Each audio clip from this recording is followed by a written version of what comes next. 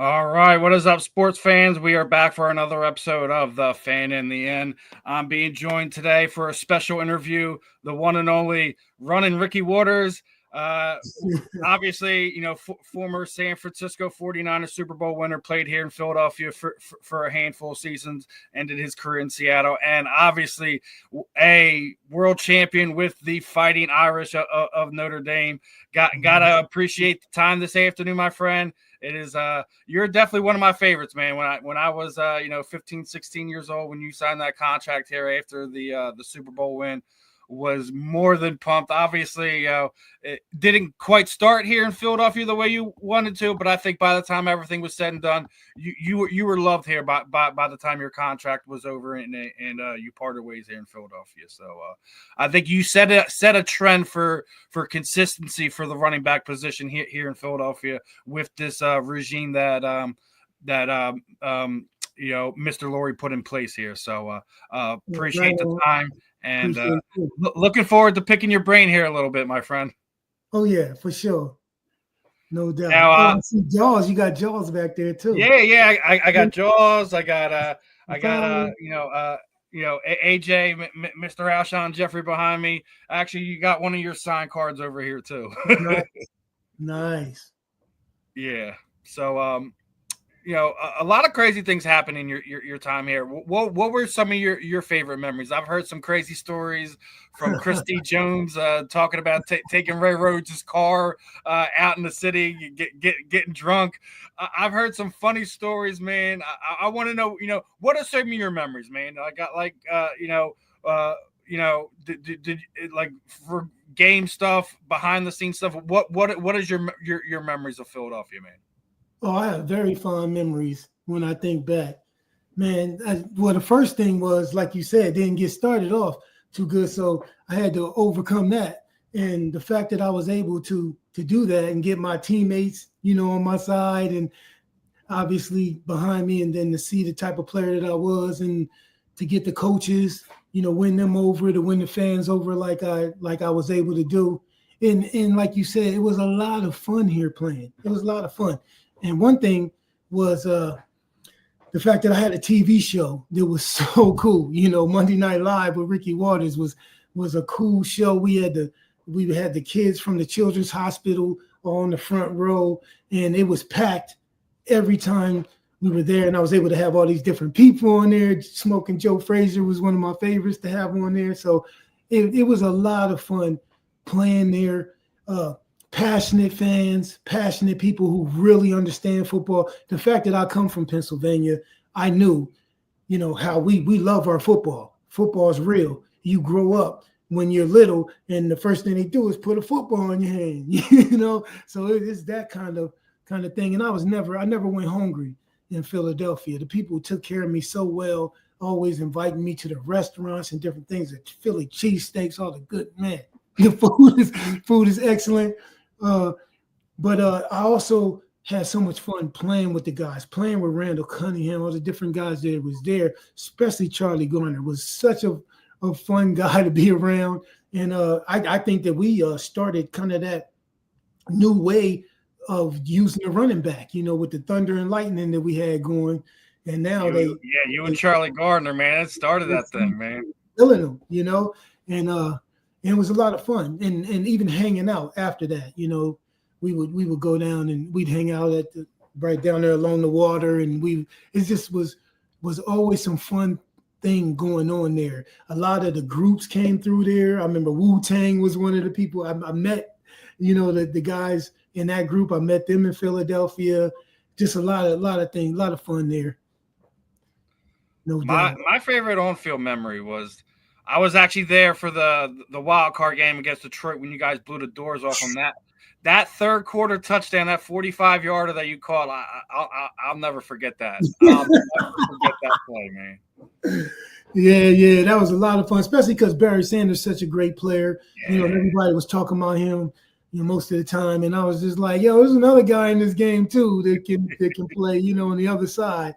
But it was a lot of fun. That beating the Cowboys, when we would what was it? The 4th and 1 twice game. You were there for that one too, man. I had to go over the top on them.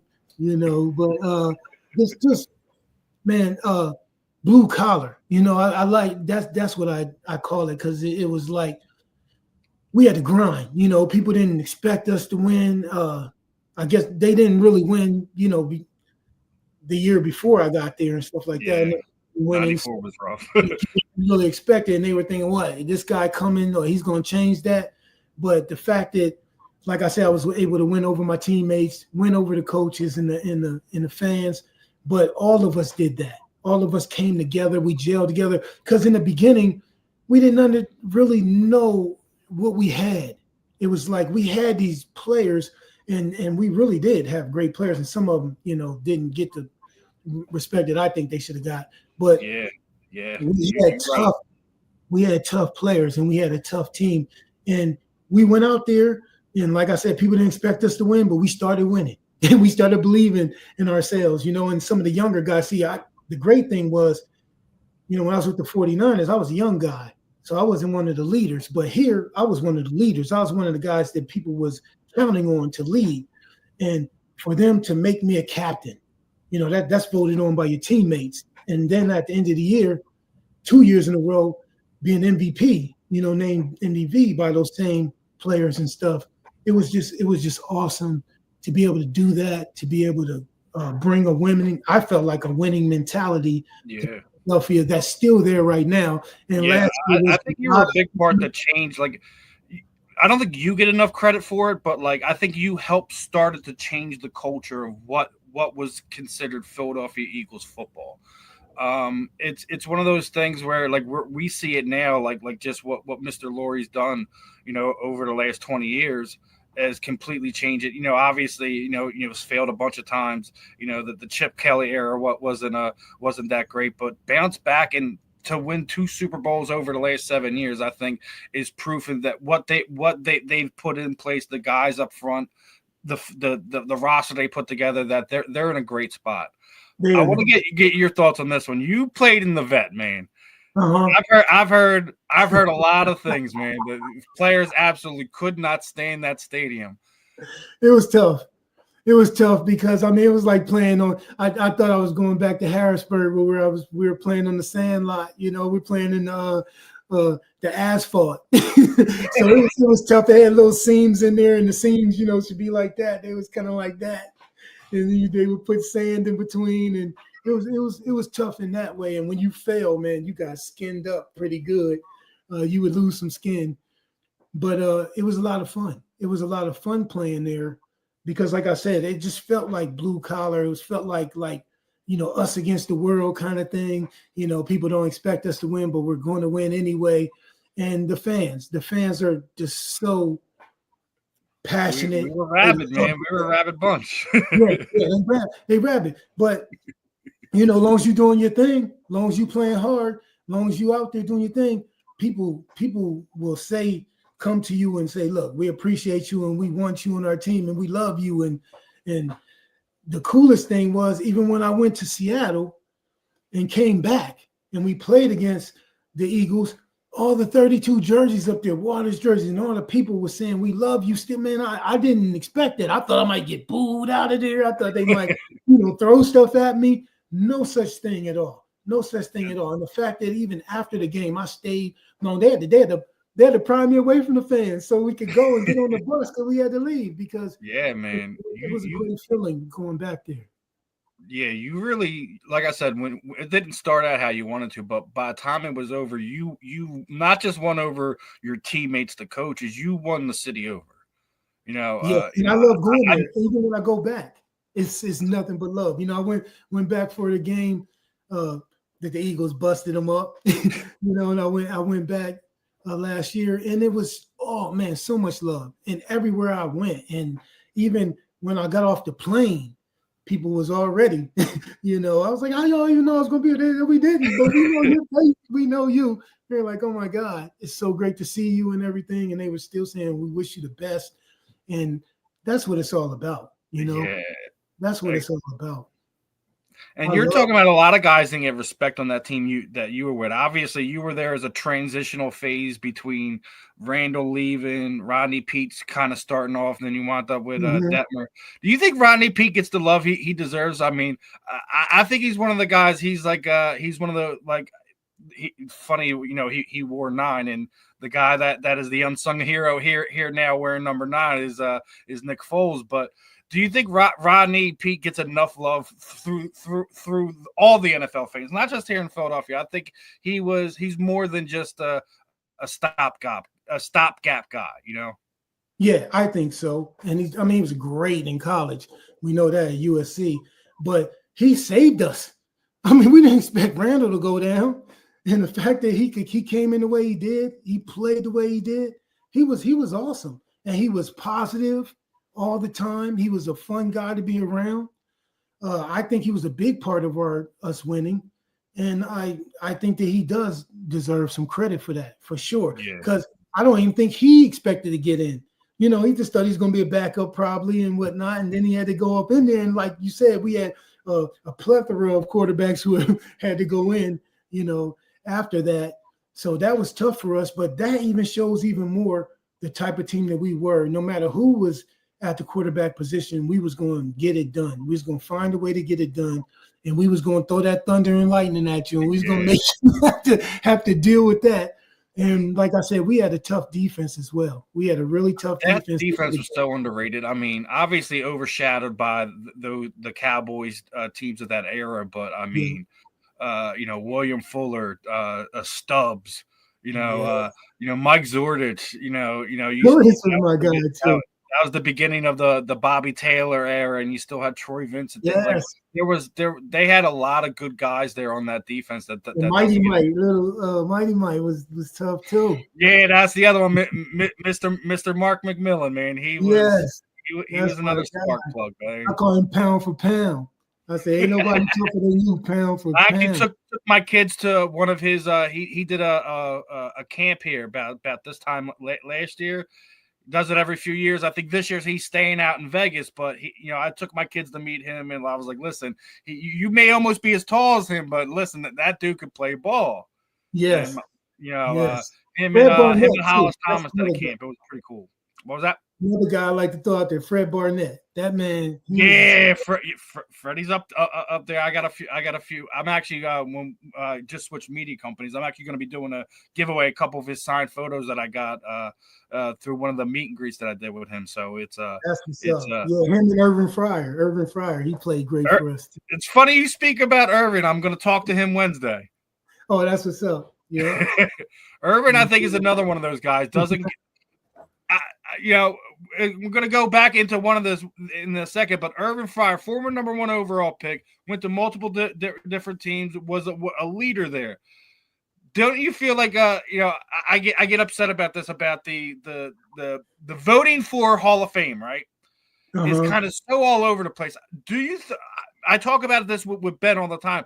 Don't you think you guys as veterans should have more of a say than how they construct it with sports writers and media? Don't you think the veterans of the sport should be voting the guys in, or am I wrong here? I would love to see that.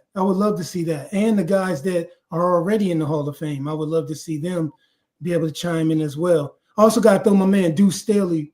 Deuce was my guy. I can't believe I didn't say him first, because he's my little brother, so I love him to death. But I wasn't even, that's my guy, no doubt. But yes, I would love to see that, and them having more of a say in what the voting is and how the voting is done. I don't know exactly how they would do it, but I would love to see that. And I would even love to see the fans be able to, have some say in it too, because they're so passionate and they love the game. Yeah. I mean, I think I do want it to be inclusive to a point, but I don't think it should be like I was talking about it the other day. Like, all right, you have Patrick Willis is in there. Great 49er, great player, deserves to be in there. But how does a guy like Seth Joyner have better stats than Patrick, and he hasn't even sniffed it yet? I don't get it. Yeah, I can't tell you either. I don't. There's nobody who I don't think should be in there that's in there. But there's a lot of guys that are not in there that I feel should be in there as well. So I just think the list of guys that should be in there is way longer than it should be. We just seen Sterling Sharp wait how many years before Shannon got in before him. I don't get the rhyme or reason behind it. It's really mind-boggling to me. Yeah, maybe they need to put more people in each time or something. I don't know. I mean, listen, I don't think there should be any Hall of Fame induction class that should be less than 6 people, because there's just so many guys that deserves to have a golden jacket, to have their moment to reflect on their career. And don't wait till these guys are old, falling apart, or even passed away. I don't like that. Like what we just seen Major League Baseball do. They just took Pete Rose off the ban list after he passes away. Meanwhile, they have 14 items of his in the Baseball Hall of Fame. Oh, he was a great player, no doubt. Great player. Want to get a little current on you, I want to get your thoughts on the NFL has been really rough on the Eagles' signature play, this current team, their signature play, the Tush Push. I want to get your thoughts on this, man. Like, obviously, this past season came really close to voting it in. I think we'll see some change in the language and what they allow offensive players to do. I don't think you guys are going to, after this season, I don't think there's going to be anyone pushing an offensive player forward just because I guess they feel it's some type of advantage. But what are your thoughts on this? Do you think that they're just punishing Philadelphia, or do defense just need to get better at stopping this play? I think defenses need to get better at stopping the play. I mean, it's amazing that they're able to do that. That's bully ball right there. It's coming. Everybody know it's coming. And they can't stop it. Come on, everybody else can do it too. Everyone can do it. So it's like, go ahead. You do your version of it. You can call it something different. We want to call it Tush Push or brotherly shove. That's us. But if you want to do it, you can do it too. Josh Allen, he does a good job of it at Buffalo. So there are other guys that can do it as well. It's just amazing how good the Eagles are at it. And I think that's what people don't like. They don't like when you can just take. I think we just perfected it, because if people pay attention, Rickey, it started in Indianapolis with the Colts. Now, obviously, we took Nick Sirianni from Indy, and he's like, oh, wait, I got this quarterback who's really good, and he's got a strong body core and things of that nature, and coupled with arguably the best offensive line in football over the last 5 years. Definitely. I think. I know I'm a little biased, but definitely. I mean, I'm definitely biased. I mean, I do think there are great linemen out there. And on another note, glad that they finally bring in an NFL award for the offensive lineman this coming year. So I'm interested to see who's going to be the pass protector of the year this year. Oh, nice. Definitely. How I feel about linemen. Without linemen, it wouldn't be no me. So I already know that. I used to take my linemen out to dinner. I used to give them stuff for Christmas. Hey, I made sure those guys knew I care about you and I appreciate you. And I just think that that's great that they're awarding them with more awards, give them more shine, more focus, because they deserve it. Yeah, these guys definitely do. I'm glad that we're getting some of that with your offensive line play. Going to switch over to a little college football here. Obviously, you're rocking the Notre Dame hat. Feeling pretty good after last year. Yeah, man. So you're getting back to the winning ways there. Oh, wait. Is that Ben? There we go. There's Mr. Ben Troupe. Hey, what's happening? With you, man? How are you? Man, running Rickey. Hold on. Respectfully, Mr. Rickey running Waters. Man, what's going on with you, sir? Turn the water on. Man, I don't know where you were. I don't know where you were, Steven. I don't know where you were, Steven, at. But so Steven, I could just jump in. I could just jump right in. Yeah, you good. You got the last few questions, brother. Listen, I got to ask this, Rickey, because obviously, growing up, people always talk about running backs who change the whole dynamic of the running back position. When you talk about all they can do, two guys to me, and you, I don't know if you played with them or not, was you and Roger Craig. Both of y'all could run it. Y'all can run it. Y'all obviously could catch it. Yes. And for people who don't know, that 94 team, it's only really one football. There was a lot It was a lot of y'all. I mean, Terry, it's just too many to name. How did you find a role for yourself on an offense that was so loaded like that? Yeah, it was amazing. It was amazing to be on that team, number one, and to play with those guys. But that's what I always say. I'm always like, man, it was good before I got there. So, the fact that I was able to come in there, I just didn't want to be the weak link. You know what I mean? I wanted to make sure I could come in there and gel with them. And I was willing to work. I was willing to do, especially after I got hurt my first year and I was out. And I was like, oh, my God. They was calling me plastic man and glass man, saying I break easy and all that. So I had to prove myself. And the fact that I was able to build myself back up and do that, and a lot of it had to do with the players that were there. John Taylor, Jerry Rice, all these guys, they helped me out, and they helped me become even better than I already was and have better work ethic. And I already worked hard. I already knew that I had to work hard to even be out there and to even make the team. Even in college, I had to do that. Obviously, it was a good team that I went on with Notre Dame. But I felt like I could make the team better. In my mind, I still thought that if I was willing to do the work and put in the work, and I did that. And so it worked out for me, and it was great. And it was great being a part of that team. But yeah, we were loaded, and anyone could have gotten the ball and got it done. Yeah, but only one person I know, was responsible for 30 points in a playoff game. I only know one dude that did that. Yeah, that was amazing, especially against the Giants and that defense and Lawrence Taylor and them. I mean, I could have never thought that was going to happen when that day started out. Obviously, I would not even try to sit up here and kid you. But once it started happening, I started feeling it. The line was feeling it. The guys were saying, turn the water on. They was like, let the waters run and all that. They had me so pumped up too, man. So it's always a team effort. No one guy is doing that kind of stuff. Like I said, my linemen, I used to take care of the mugs. I would take them out all the time. If I have a certain game, I'm going to take you out. Even if I don't, I'm going to take you out. But I'm definitely going to get you something for Christmas. You need a little something. I'm always there for those guys. And I always, after I would run a touchdown or do something like that, I would always come over to those guys and let them know, man, this is not just me. This is all of us. Total team effort. Yeah, but Rickey, I mean, I see you wearing the Notre Dame hat. And, this is something that you can go ahead and put this to bed. I played at the University of Florida, and I thank God for it every day. But people talk about you got brands in college football, but you got the brand. To me, and I hate to have to admit it, but Notre Dame is just different, man. Like, because touchdown, Jesus, Rudy, it's just too many things to name. You went there. To the average person who really don't understand what it's like to have solid gold on your helmets, what was it like playing for the Fighting Irish, man?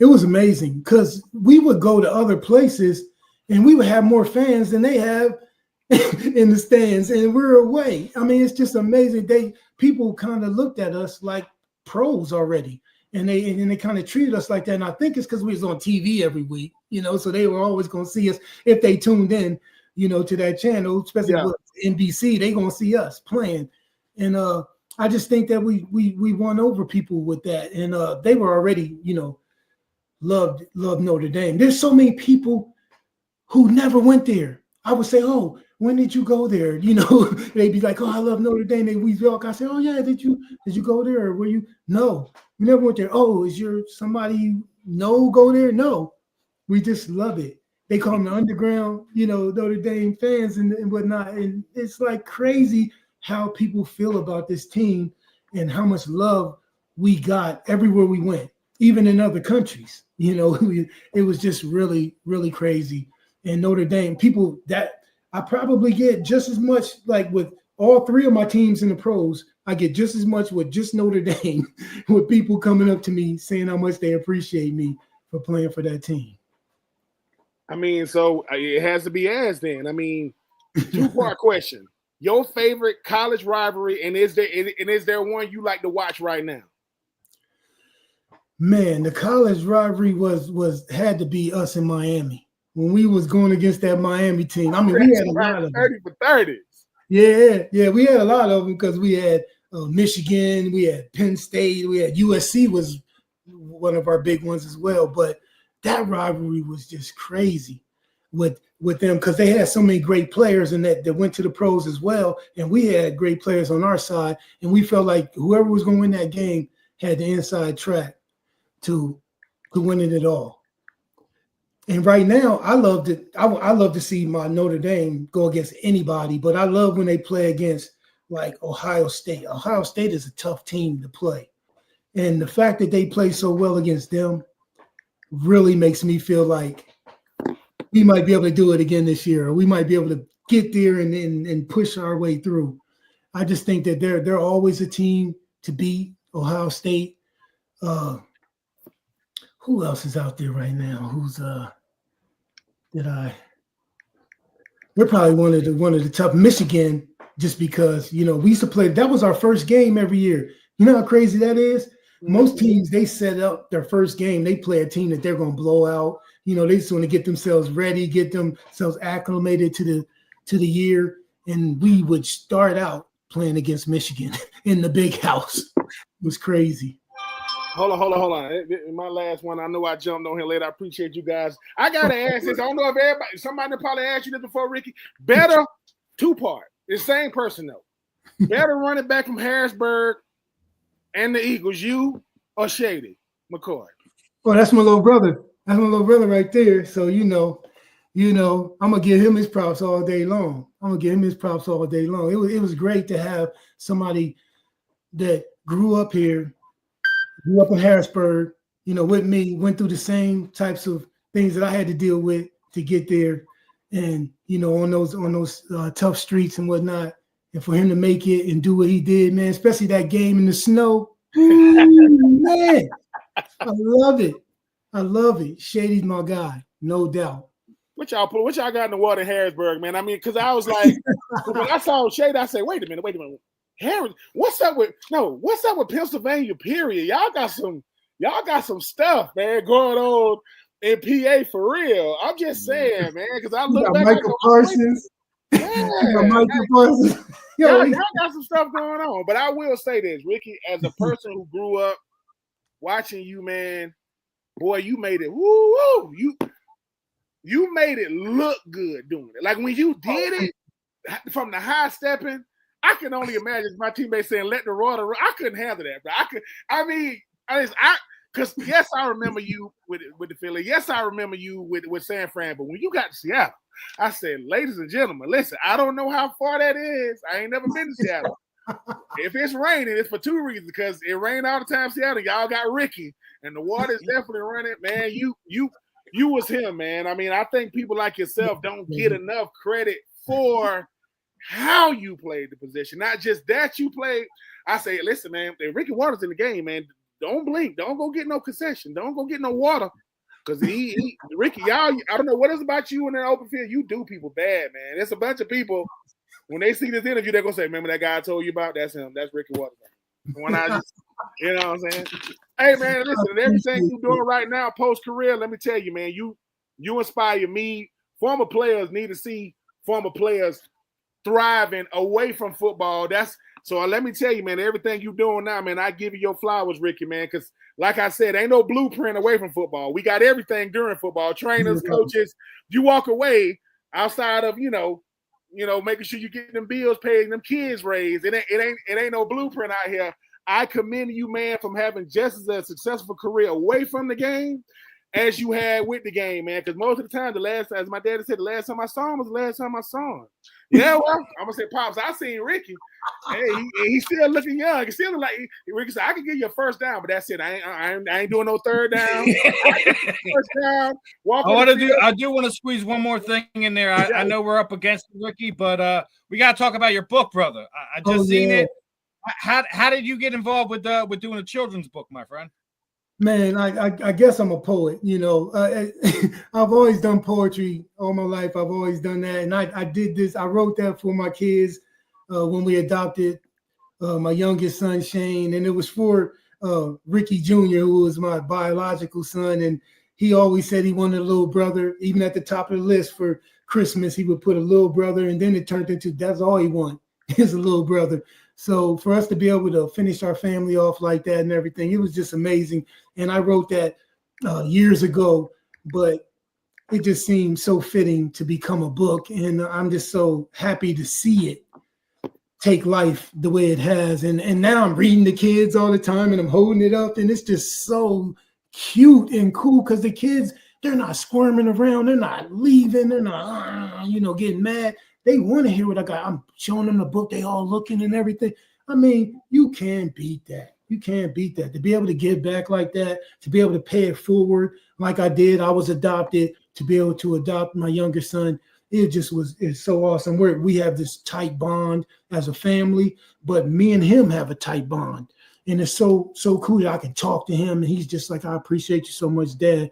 Thank you so much for everything you do, Dad. All that. It's just, I'll start tearing up in this mug, man, for real. But it's a great thing to be able to do it and to be able to go speak to all the kids that I talk to and mentor the kids that I have. It's just, I can't even say enough about it because it does a lot for me too. It's not just me giving to them. They give me a lot and they talk to me and they teach me. So it's like, it's just awesome. Well, Rickey, what we typically do here at the end is kind of throw the microphone over to you, man. Anyone you would like to thank, management, your wife, your family, shoot out your social media sites, any events or things that you got going on in the coming weeks and months. The time is yours, my friend. Definitely check me out, RickeyWatteres.com. Go on Amazon, get the book. You'll love it. Feel good story. It's what's needed right now. It's what's needed in this world right now. So, I'm very happy to be able to share it with, part of our family, with who I feel like's my family, the fans, and the people who have stood behind me the whole time. Appreciate you. And we appreciate you here, Rickey. We definitely got to get you back on here again at some time. Ben's normally a hoot and a holler every time we're on here. I got to add you to my wall here. I got to send you a jersey and get you signed and add to the wall. So yes, sir. Let's see if we can link back up. I'll send you some stuff. We'll do a giveaway on social media. Have some fun. Regardless if it's Eagles fade, 49ers fade.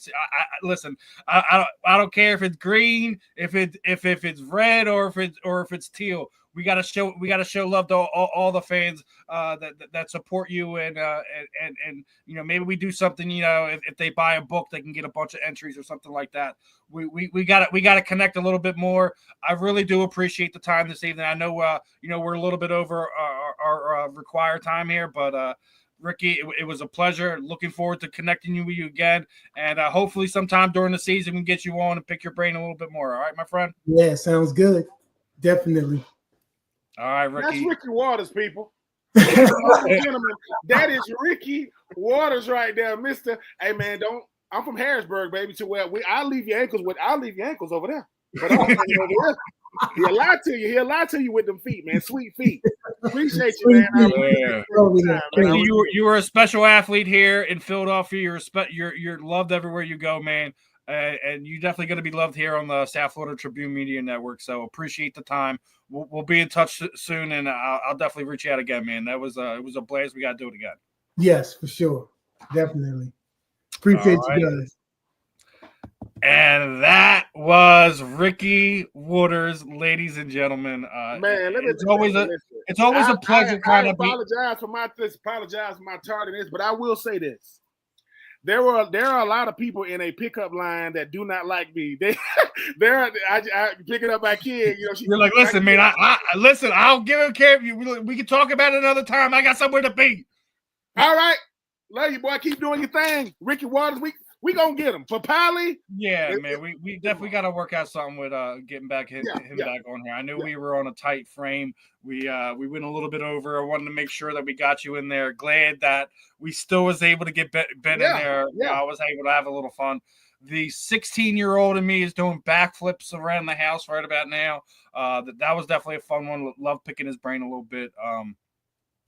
And I wanted to make sure I got the book in there at the end because like I said, not a lot of athletes have those avenues. Rickey is using his platform to the absolute best of his ability, and he's a special one, man. Like as you were talking about,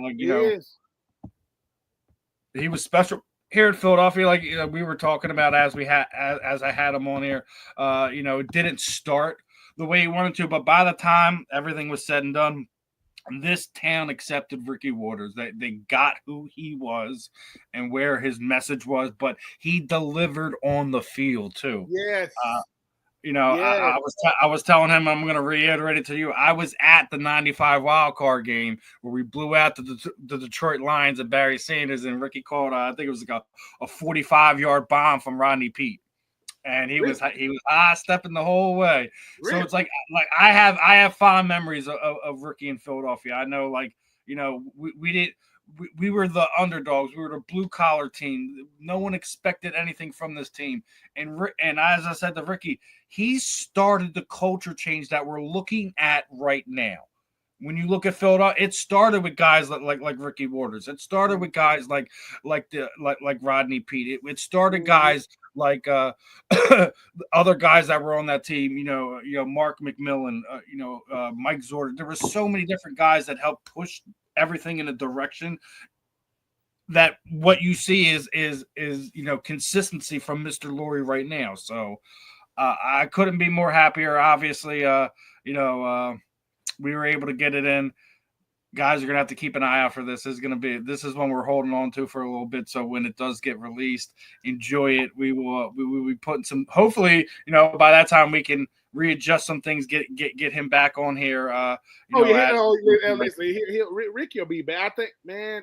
Him and LaShawn both from Harrisburg. What is going on in Harrisburg? You want to run that? No, the football that happens in PA, people. I was about to say, man. Listen, me and you talked about it before. I listen, I get it. Florida is kind of the king on top of the throne right now, but Pennsylvania players, man, the football is just different here. They're brought up differently, they're taught differently, and they have a different mindset. So it's fun to be able to kind of link up with athletes like this, but we're gonna have to put an end on this one, guys. Obviously this is gonna be put up in about a month or so for airing. But tomorrow is or not tomorrow, Wednesday, we get to talk to one of Rickey's teammates. So, my goodness. If you're catching this on whenever you catch this, make sure you go back through the live streams and find the interview with one Irving Fryer. Rickey gave out some love to Irving while we were on here too. So it was definitely a fun one. Yeah. I'm looking. Listen. I got to give a shout out to the homies. Listen, Mr. Rychel is a very, very, very humble individual, but Stephen will catch you. Stephen, listen, don't get the emailing me back and forth, because we're gonna get you on the pie, baby. We're gonna get you on here. I never in a million years did I ever think I would get to talk to people like Rickey Watteres, Vince Papale. Now we're gonna have her. So I don't.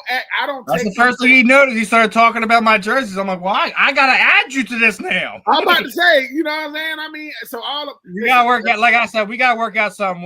Send out a bunch of cards. Find some 49er cards, and whatever, and just do a big Rickey Watteres love giveaway, man, because that's kind of what I want to do this. I want to be selfish and add him to the wall behind me.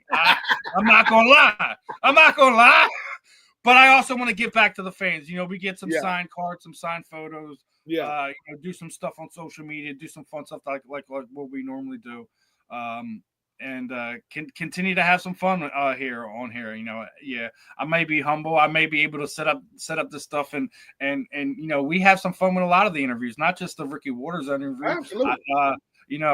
Some of the other ones we set up over when we had Ben Williams on here. I think that was a great interview too. I felt that's something that you really had fun with and connected with, and hopefully you guys can talk some more as if